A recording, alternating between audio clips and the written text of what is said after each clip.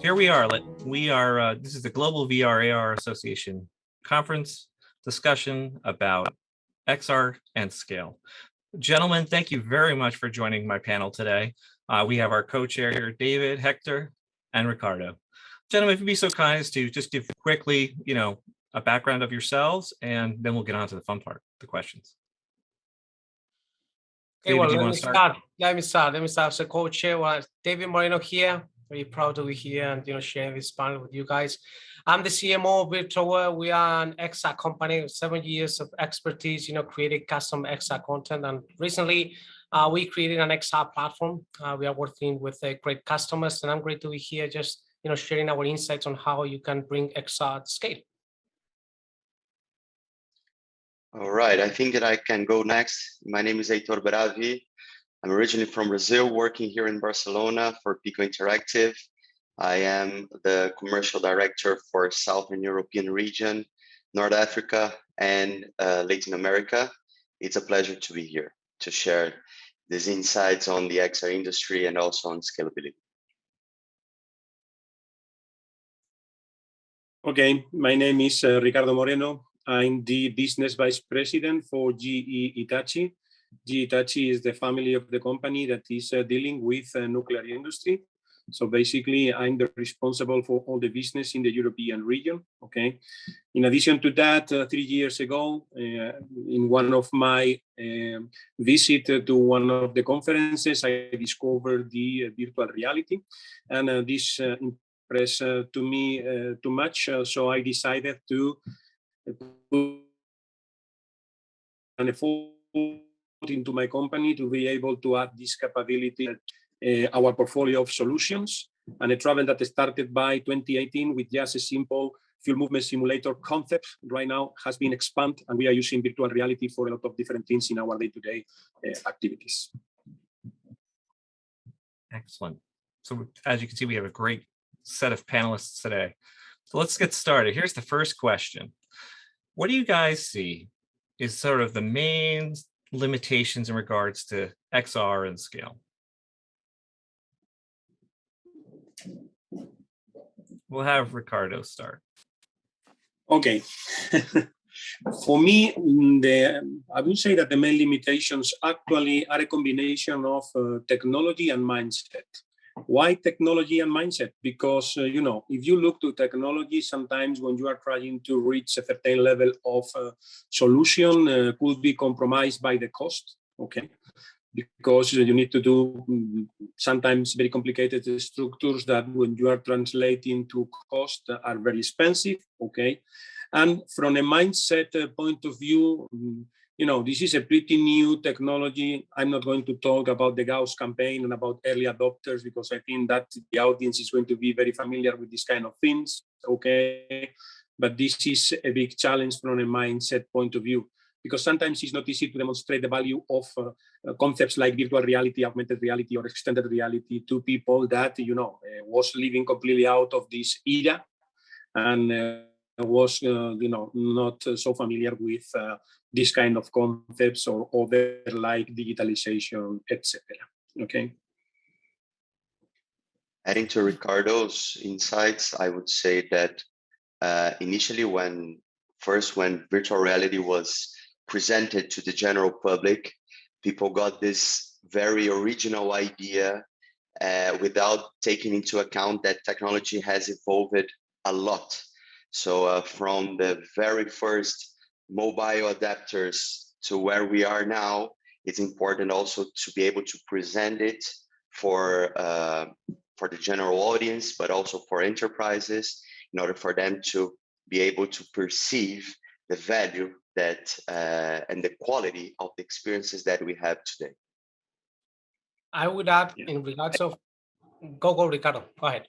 No, I was going to tell that I think that he was talking about the wow effect that the virtual reality use produced from a marketing point of view. And this is the reason why I made the decision to jump to the VR arena, because, for me it was very frustrating when I discovered VR and I was creating to myself a lot of expectations about deployability, etc. It was very frustrating that people was investing very big amount of money just in marketing, but with no real value behind. You know what I mean? And it's great. I agree. Today, after 3 years when you started, Ricardo, and and that, as you mentioned, a couple of years ago, we still have that problem about people showing this or as a wow effect. And I agree. On one side, you have the technology, and the technology connected to the mindset that sometimes we are used to spend every 2 years we buy a new iPhone, we buy a new Samsung, and we are talking, okay, I would like to have the next, let's say, headset, and I have to spend every year some kind of money for this to have, let's say the best benefits that I can get. Then you have a kind of mindset that because they are not used to spend money on that. And I would say sometimes when we work with different companies, for them it's, and I guess we discussed this in some of our enterprise meetings, they don't find a global, let's say, company, let's say global, developer, a global supplier that maybe can bring everything at scale. Okay, we talk about that, I guess, in the onboarding panel about the exploring phase. Okay, I can, create a POC, let's say easily with one company here, surrounding me, for instance, just to test if this technology can give me benefits, for training, design review or whatever. But then I would like to put this at scale. Then that's the issue, because maybe that's not the company. And you need to find, initially, depending on, we used to say, think big, start small, scale fast.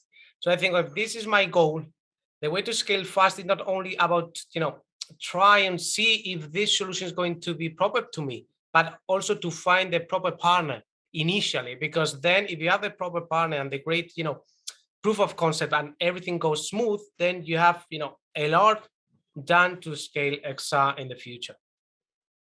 That's good. I think that's a great point.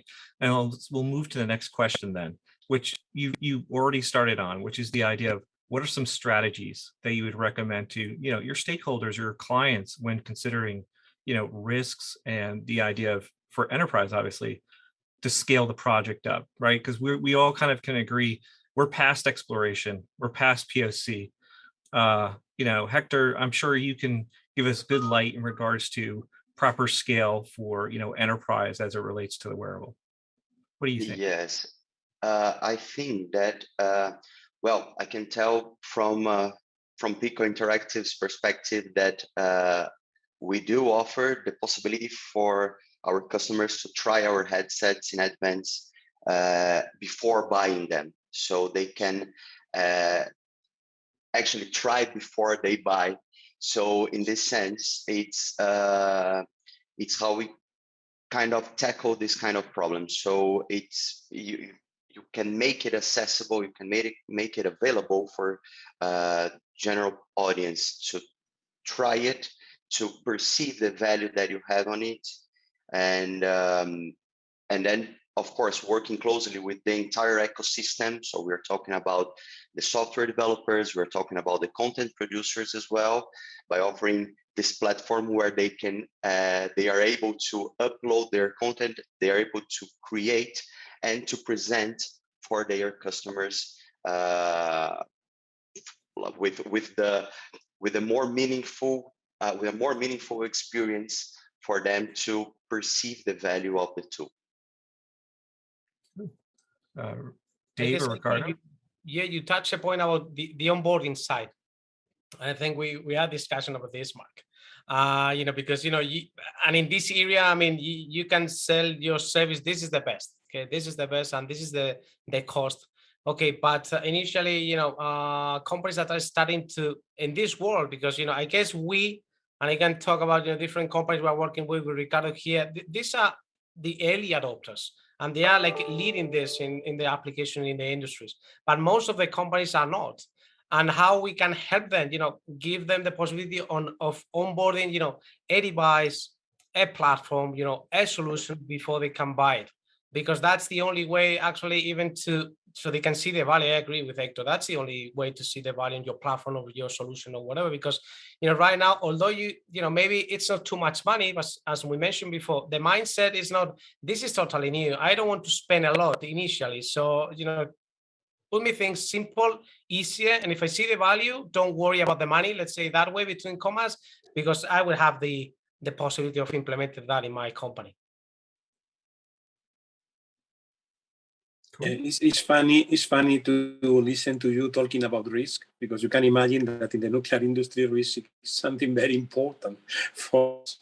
Okay, and this was one of the main reasons why we decided to jump to the virtual reality, because this technology was opening to us a complete new world of training. Okay, the nuclear industry is linked to training. Nuclear industry is linked to amazing, expensive, full-scale mock-ups that you are using to train your people on very complex activities like fuel movement, reactor vessel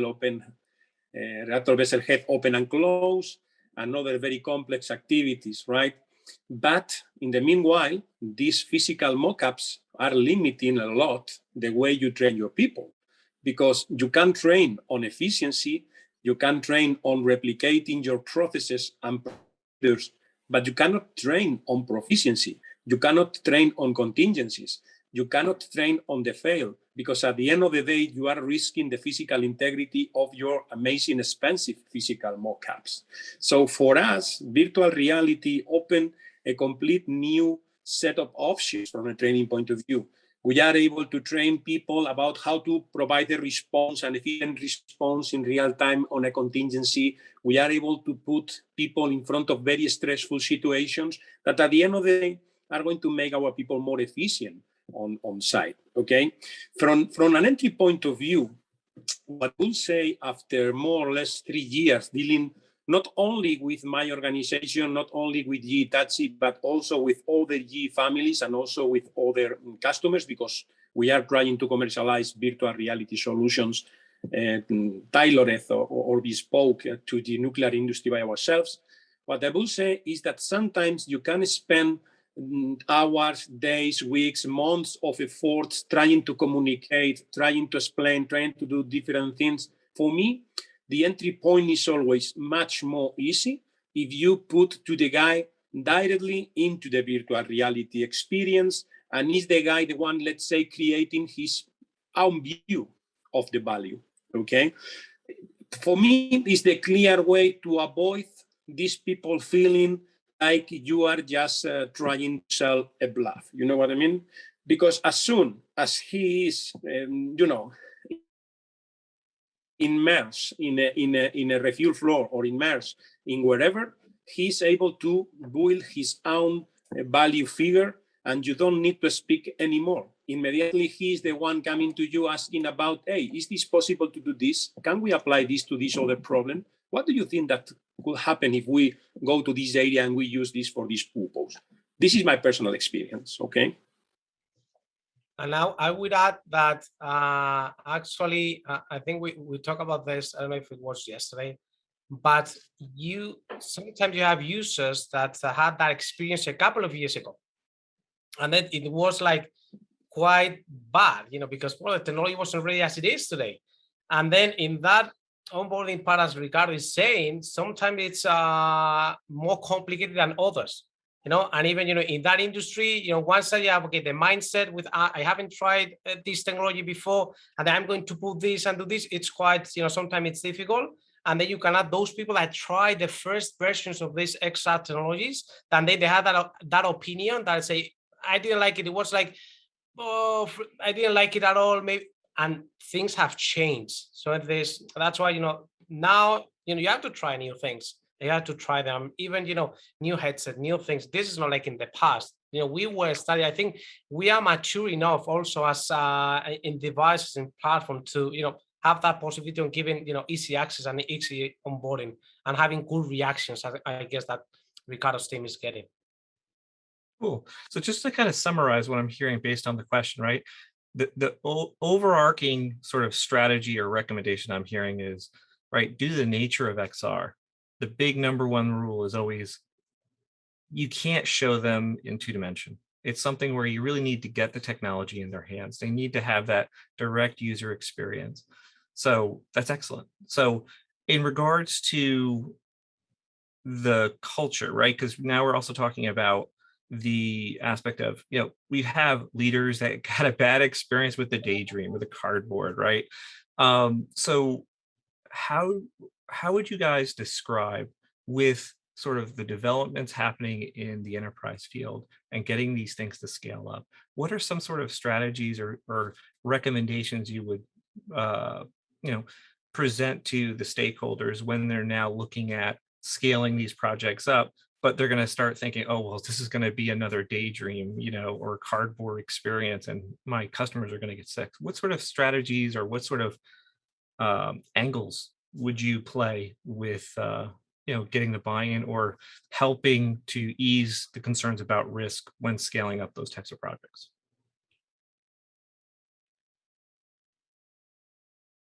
It's a I very, would, please. Go ahead. Sorry. No, go ahead. Sorry.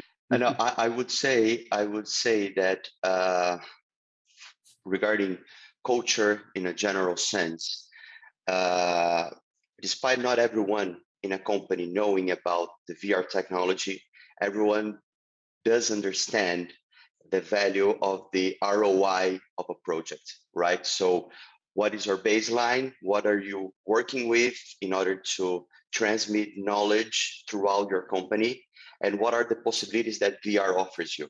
So if you have a meaningful content that can be used by more students, if you have the availability to and the capacity to offer your headset or as we do in a global level, I think that these are the kinds of support, not only the technical support, but also what are the main the key factors of scalability when it comes to actually deploying your solution. So you have the technical support, you have a meaningful content that can be used by way more people than it was originally designed to. So let's put in practical terms. Let's say a risk assessment of a factory or something like that. It's like a common issue, right? Throughout the different industries, you do have to pay a lot of attention to this point. So if you have, again, a meaningful content that's scalable within the organization, and we're talking about a global deployment and also the continuity of it. So you can have the updates on the headset and on their capabilities. But if you have a meaningful content that can be adapted for it, of course, we didn't have, let's put in practical terms, with the first mobile phones, we didn't have WhatsApp.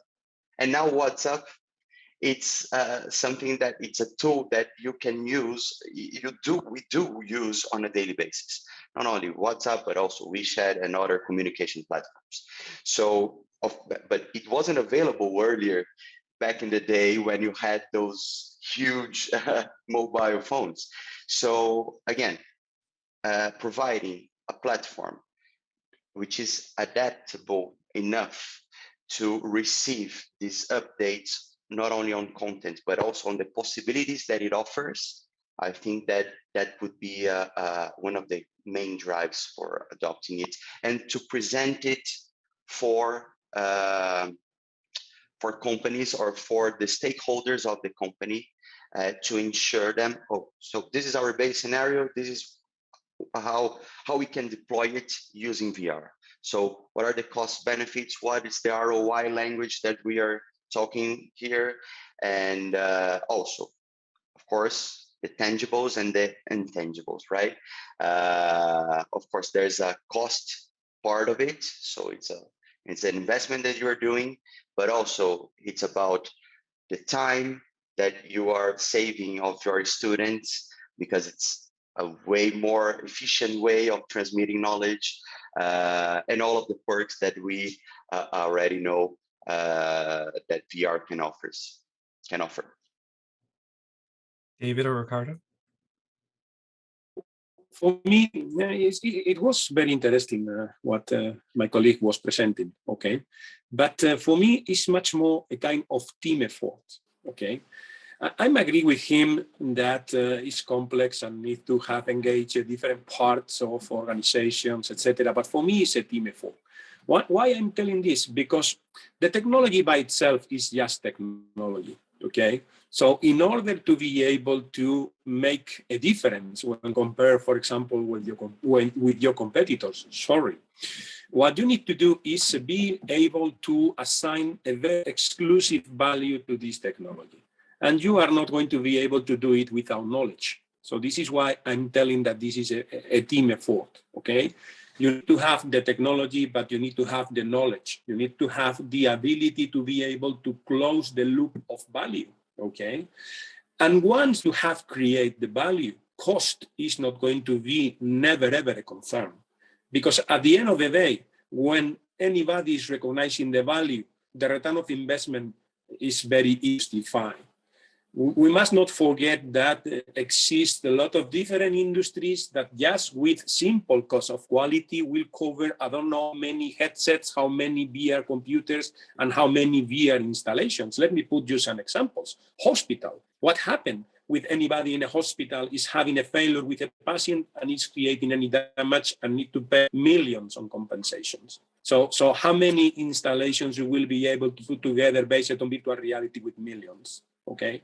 So for me, summarizing, the entry point must be focusing again in a team effort, must be focusing on a combination of the technology and the knowledge to create the final solution and to create the value.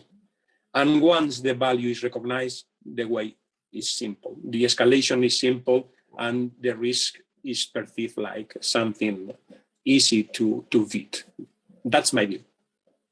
Following up that, it's like, like in every other decision process, okay, put your risks on the table, put them here. Maybe your risks are, I want to bring this at a scale. I don't have the company, because I need a company in this and the other location. Okay, I need to have, I don't know, this content. Do I have to replicate this content and spend on this so I can rely on other, I don't know, platform? Could I create my own content? Okay. And then maybe another part, that part of team and getting people involved is easy onboarding, or if I bring one person on my team, I have to pay, a lot just to bring them here. With that in mind, it's like, in every other study, I mean, diminish your risks. It's like, find a partner, global partner, find, in our case, we try to do that with our XR platform. I mean, we've been creating custom content during 17 years. And, in the market, it's like, okay, you talk to companies, I don't want to replicate this cost 20 times. Okay, if you can reduce that cost, and maybe, you on one side as a platform, okay, upgrades, don't worry if you have a new PICO device, if, we work with Unity, if Unity release any version, if you are working with our tools and the platform, don't worry, because your development is going to be ready in the future. Okay, and it's going to be ready to integrate you in the next generation of headsets, for instance.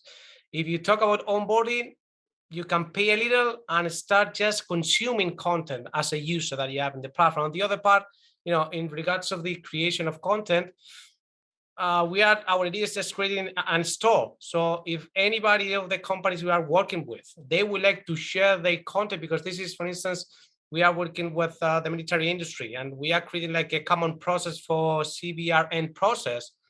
Hey, you can have it there, and this is common. This is the same process, in US, in Europe, or whatever. Well, you are able just to pay a small amount of fee just to download that content and then explore it. And then, you can be just a consumer, you can be a creator, you can be even, whatever you would like to. But it's like, those pain points, trying to reduce them, but it's like any other, maybe risk management process. But I guess sometimes it's quite difficult to find that, because maybe, we are not used to that. This is quite new for, many companies worldwide. So who is, Mark, we have this conversation sometimes, who is the main company? Because everybody's saying they have the best product. So how I can differentiate this? And who is, the real company that, that this is, a global company? You need to know, you need to spend time knowing those companies, and maybe you as a big company, you don't have time for that. So it's like, a mix of things, I would say.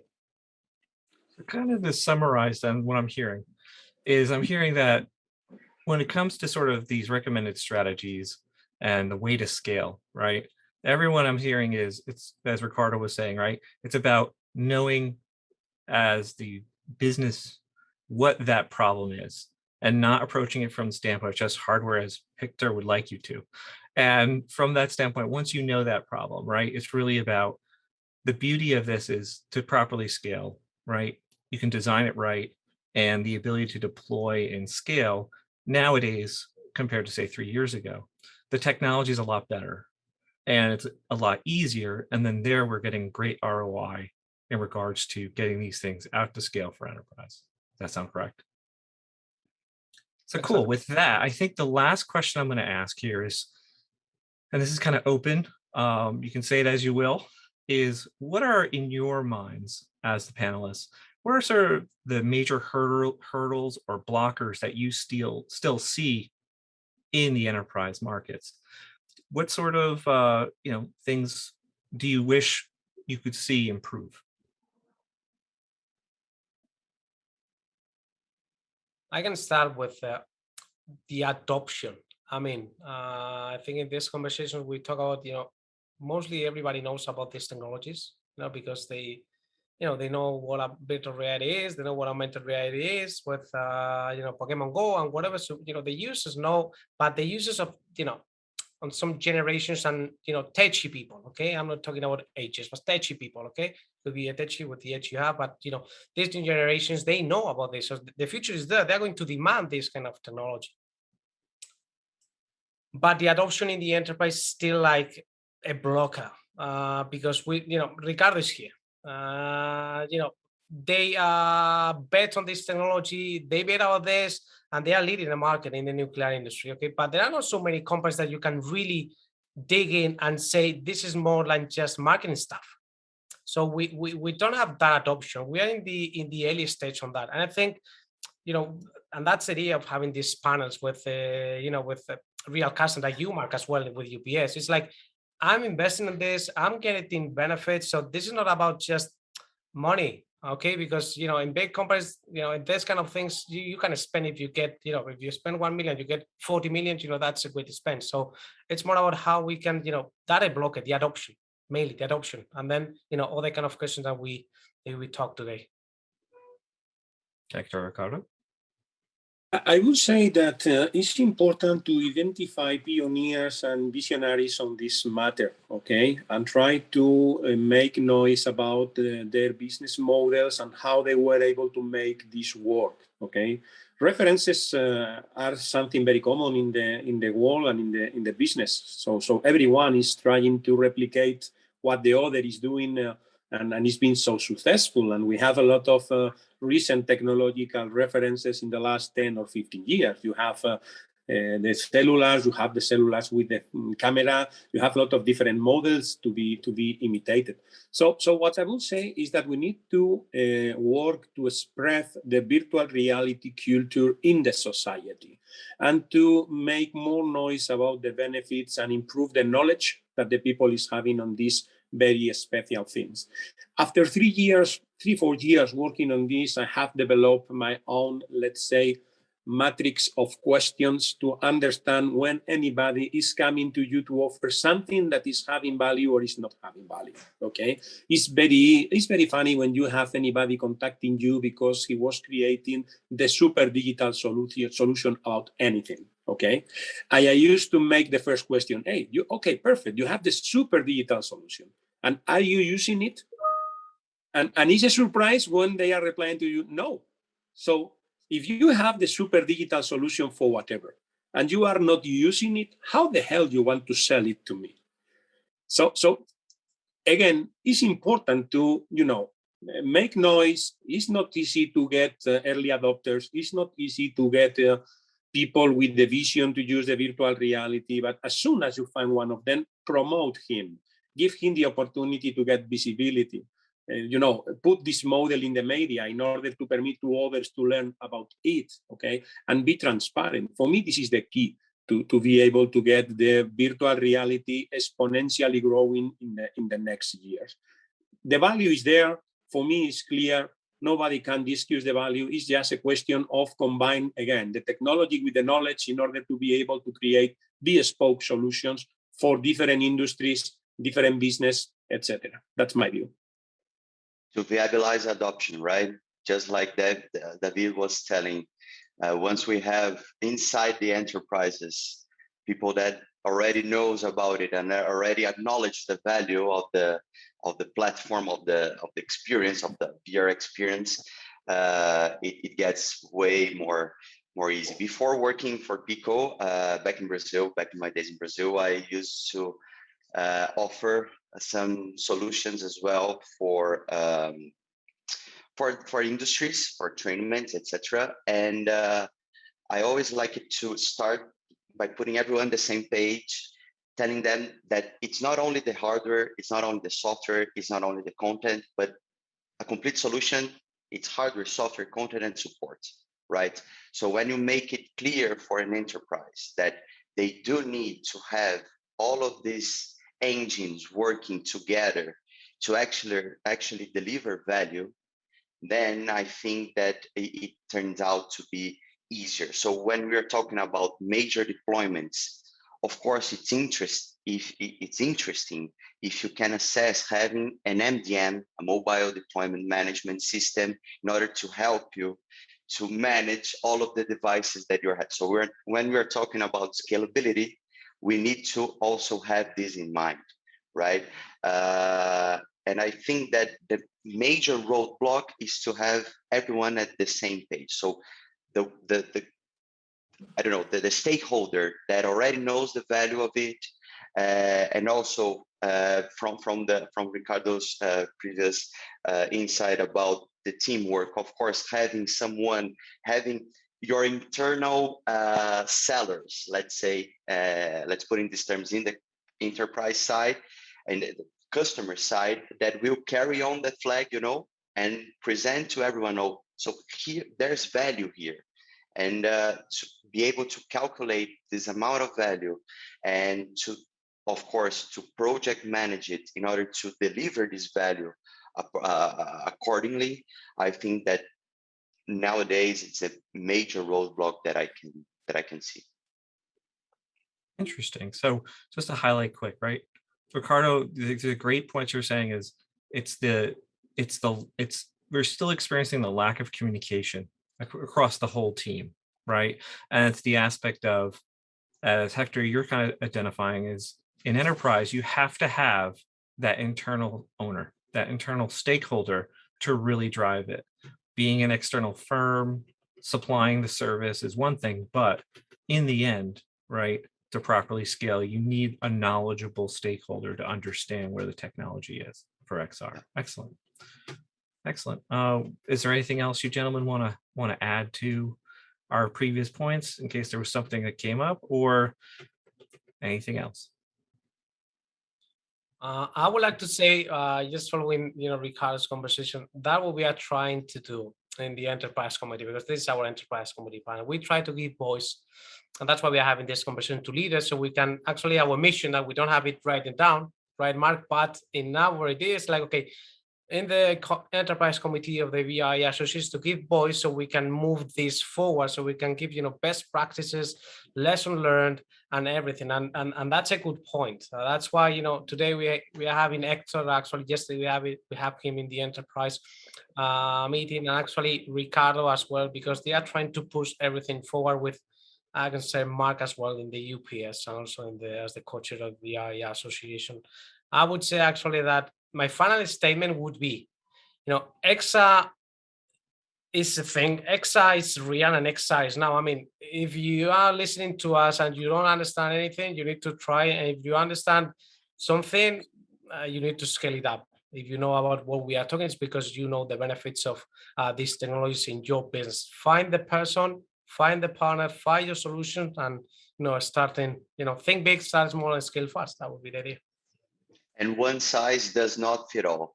That's really important. So we do need to have it a really well-designed project in order to work with it, in order to identify which are the key pieces that are going to put together to deliver all the value. Sorry, David, I just got it. That's great. Adding information, I would say, Ricardo, just a final statement. Yeah, basically for me, it's simple. And I'm talking from a very similar perspective with the VR. I'm working for nuclear. That used to be a very special industry, a very close industry. You know, we are very proud of our technical capabilities, etc., etc. But at the end of the day, you know, there is not a big knowledge about nuclear in the world. And this is one of the things that we are trying to, you know, correct right now. We are trying to spread the nuclear knowledge in the society in order to fight against, you know, public opinion, public concerns, etc. So for me, what you need to do is a kind of similar effort. You are very good communicating inside the VR industry, but you need to do a big effort in order to be able to capture attention also out of the VR, let's say, environment, okay? Once you will be able to beat that resistance, the way is going to be simple and the escalation is going to come immediately. That's my view, okay? Excellent. Gentlemen, thank you for your time. And this was a great panel discussion. And you know, we're looking forward to expanding this on the VRAR Forum for Enterprise as well in the future. So thank you very much for your time and thank you for your insights. Thank you. Thank you Thank for you very having much. me. Have a nice day.